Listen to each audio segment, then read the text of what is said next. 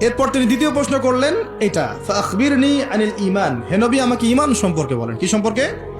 ঈমান। এই যে গায়েব, গায়েব সম্পর্কে, ঈমান সম্পর্কে বলেন। ঈমান মানেই গায়েব। ঈমান মানে কি?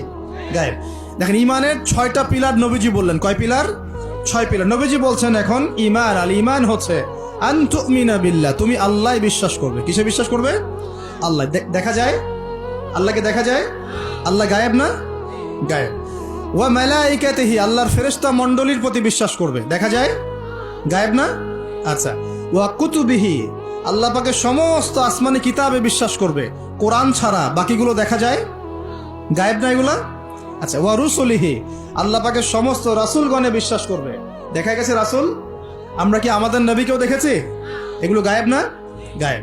ওয়াল ইয়াউমিল আখির, পরকালে বিশ্বাস করবে। পরকাল মানে মৃত্যুর পরের জীবন থেকে জান্নাত জাহান্নাম পর্যন্ত দেখেছি আমরা কেউ? এগুলো গায়েব না?